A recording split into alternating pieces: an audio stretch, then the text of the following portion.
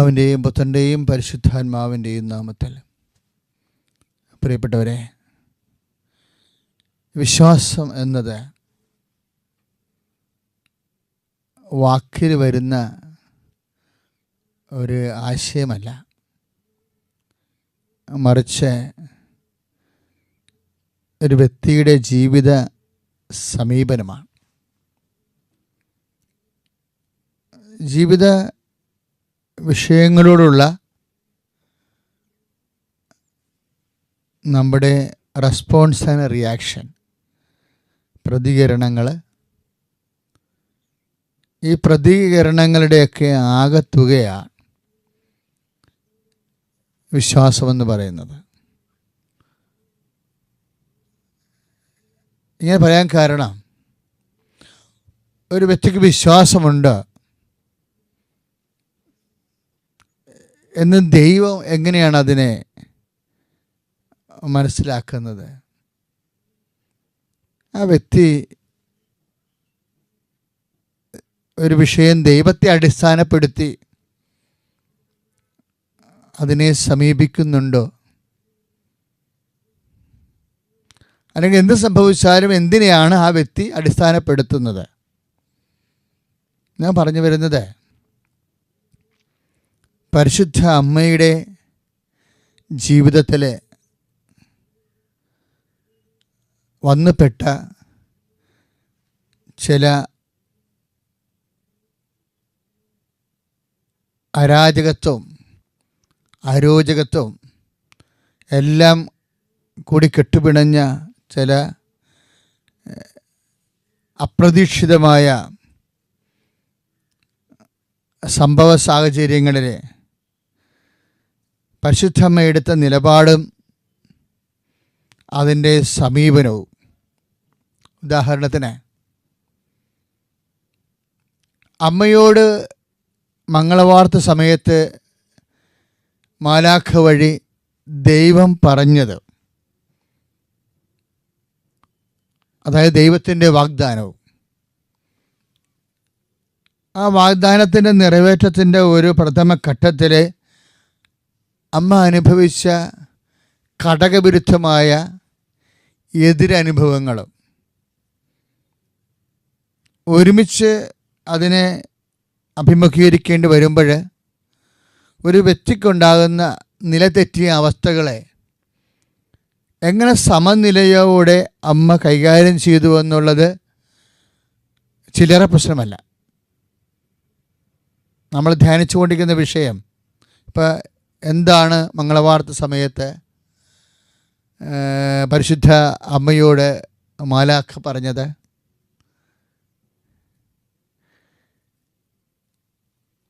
അവൻ യാക്കോബിൻ്റെ ഗോത്രത്തിൽ വലിയവനായിരിക്കും, പിതാവായ ദാവീദിന്റെ സിംഹാസനം ദൈവമായ കർത്താവ് അവന് നൽകും. ഇതാണ് വാഗ്ദാനം, മംഗളവാർത്ത വാഗ്ദാനം. നമ്മൾ ലൂക്കായുടെ സുവിശേഷം 1:30 തിരുവചനങ്ങൾ വായിക്കുമ്പോൾ, അവൻ ദാവീദിൻ്റെ യാക്കോബിൻ്റെ ഗോത്രത്തിൽ വലിയവനായിരിക്കും, പിതാവായ ദാവീദിൻ്റെ സിംഹാസനം ദൈവമായ കർത്താവ് അവന് നൽകും. അതാണല്ലോ വാഗ്ദാനം. അങ്ങനെ പക്ഷേ ദാവീദിൻ്റെ പട്ടണത്തിലെ ആ വാഗ്ദാനം പ്രാപിക്കണ കാലം വരുമ്പോൾ ദാവീദിൻ്റെ സിംഹാസനം ബെത്ലഹേമിലെ ദാവീദിൻ്റെ പട്ടണത്തിലെ സിംഹാസനം കാലത്തൊഴുത്തായിട്ടാണ് വരണത്. അപ്പോൾ ദൈവം എന്താണ് വാഗ്ദാനം ചെയ്തത്? എന്താണ് ജീവിതത്തിൽ അനുഭവിക്കുന്നത്? വാഗ്ദാനം ഒന്ന്, വചനം ഒന്ന്, അനുഭവം വേറെ ഒന്ന്. ഇങ്ങനെ വരുമ്പോൾ എങ്ങനെ വിശ്വസിക്കാൻ കഴിയും? കാര്യം പറഞ്ഞതല്ലല്ലോ നടക്കണത്. ഇതെങ്ങനെയാണ് അമ്മ വിശ്വസിച്ചത്? അമ്മ വിവേചിച്ചാണ് വിശ്വസിച്ചത്. ഇങ്ങനെ ഒരു ദൈവം പറഞ്ഞതൊന്ന്, അമ്മയ്ക്ക് സംഭവിച്ചത് വേറെ ഒന്ന്. ഇതിൻ്റെ അനുഭവത്തെ എങ്ങനെയാണ് അമ്മ സമീപിച്ചത്? എങ്ങനെ സമീപിച്ചത്? അമ്മ അതിനെ ഹൃദയത്തിലാണ് സംഗ്രഹിച്ചത്. ആ സമയത്താണ്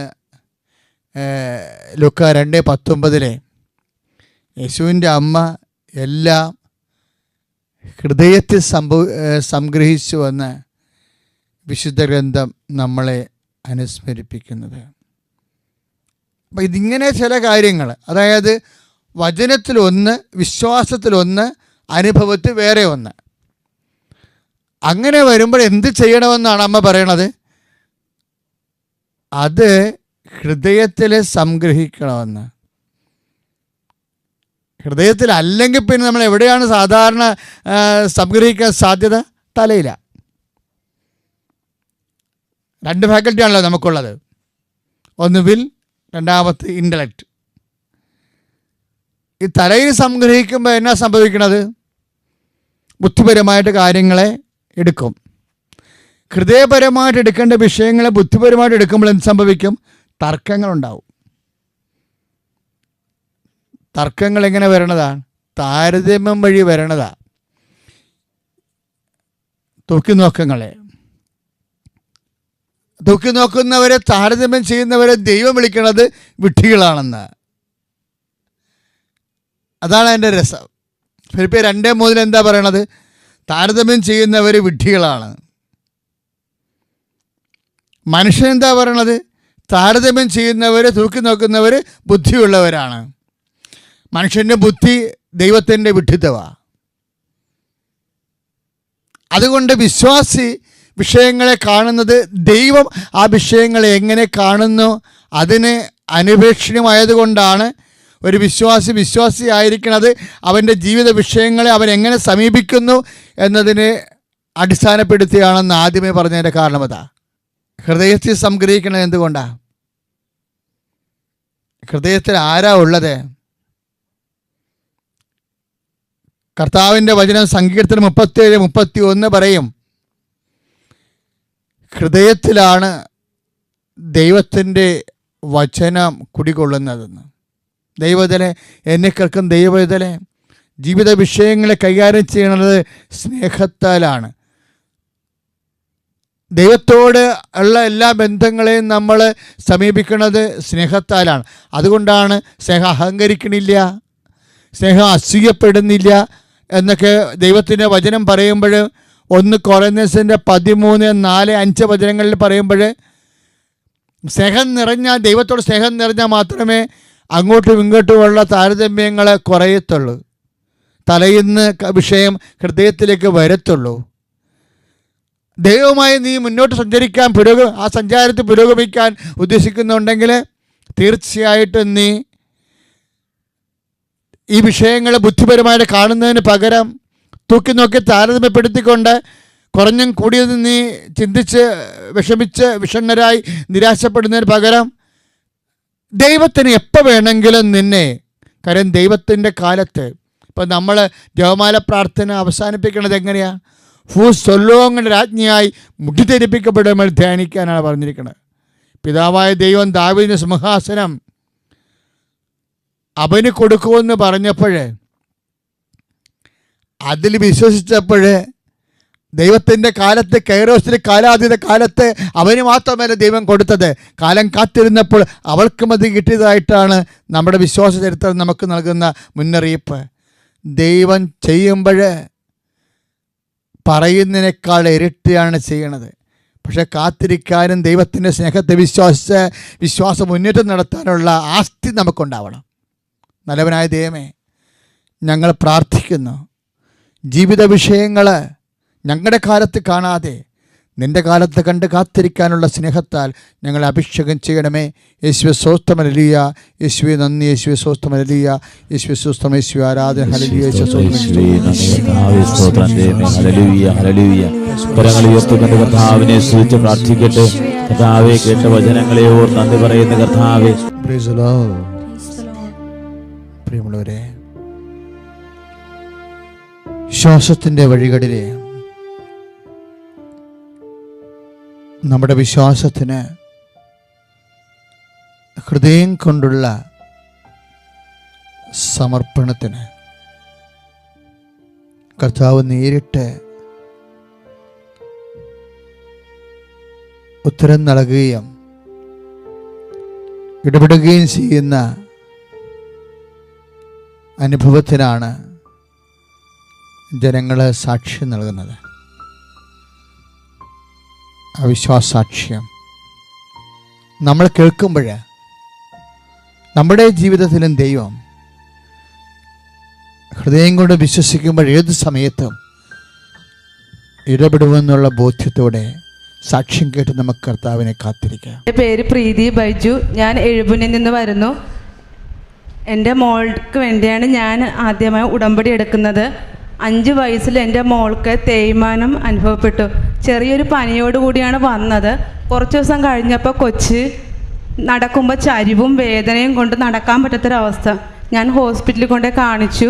അപ്പോൾ ഡോക്ടർ പറഞ്ഞു കോട്ടയത്തോ അല്ലെങ്കിൽ വണ്ടാനത്തോ കൊണ്ടേ കാണിക്കണമെന്ന് പറഞ്ഞു. ഞാൻ കോട്ടയത്ത് കൊണ്ടുവന്നു. അവിടെ ചെന്നപ്പോൾ ഡോക്ടർ പറഞ്ഞു ഓപ്പറേഷൻ അല്ലാതെ മോക്കൊരു സുഖം ഇതിൽ വേറെ ഉണ്ടാകില്ലെന്ന് പറഞ്ഞു. അപ്പം ഞാൻ ഓപ്പറേഷൻ ചെയ്യാൻ ഡോക്ടറെ പോയിട്ട് വരാമെന്നും പറഞ്ഞ് ഞാൻ പോന്നു. അപ്പം എൻ്റെ അടുത്ത അയൽവാസി ചേച്ചി പറഞ്ഞു മോളെ ഒന്ന് കലവൂര് ചെല്ലി കൃപാസനത്തിൽ മോൾക്ക് വേണ്ടി ഉടമ്പടി എടുത്ത് പ്രാർത്ഥിക്ക് മാറുമെന്ന് പറഞ്ഞു. ഞാൻ ഇവിടെ വന്ന് മോൾക്ക് വേണ്ടി ഉടമ്പടി എടുത്തു. 6 കാര്യം ഞാൻ വെച്ചു. അതിൽ 2 കാര്യം സാധിച്ചു.